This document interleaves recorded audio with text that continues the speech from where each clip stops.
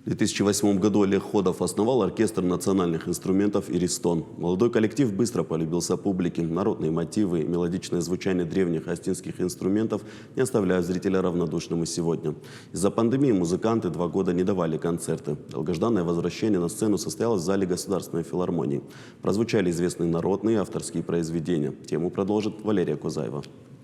Последние минуты перед выходом на сцену самые волнительные. Наставления от дирижера, финальные прогоны и общее предвкушение прекрасного вечера с музыкой, которую так любит и ждет преданный зритель. Оркестр национальных инструментов «Иристон» под управлением художественного руководителя Олега Ходова спустя 2 года перерыва вновь на сцене. Волнительно, конечно, это что с одной, что и с другой стороны, как и от зрителей, так и от нас ждут новых произведений. 2 года не давать концерты на площадках, я имею в виду больших. Конечно, эмоции захлестывают. Но это сегодня мы посмотрим, покажем, кто мы, что на что способны.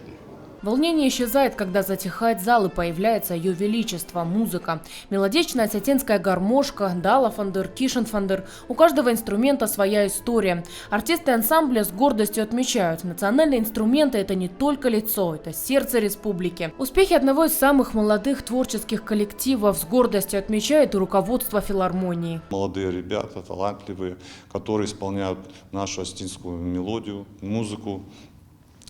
Также в этом концерте принимают наши же солисты-вокалисты филармонии. Зритель увидит много интересного и познакомится еще раз, очередной раз с нашими великими такими маститыми, так скажу, музыкантами. На сегодняшний день вот развитие нашей национальной музыки, оно стоит в приоритете.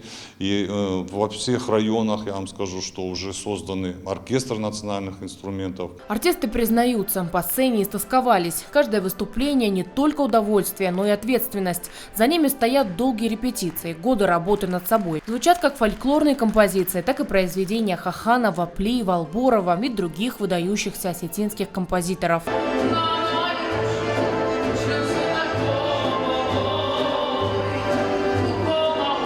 Зритель в восторге. Долгие овации, цветы и многочисленные браво – лучшая награда за многолетний труд. На концерте нам понравилось, как поставлена вся группа, как все его слушают, как все жесты озвучены, мелодии играют. Каждая мелодия была по-своему озвучена дирижером. Большое спасибо всей его группе, которая сегодняшний день, как говорится, человек без своей группы, наверное, никогда не будет знаменитым. Дай Бог его группе только хороших и хороших высот. Больше выделять, наверное, внимание нашим молодым ребятам, которые должны понимать, что делают такие люди для молодежи. Я думаю, что молодежь должна к этому идти, стремиться. Тем более, наша культура, это наши инструменты, которые в Осетии есть.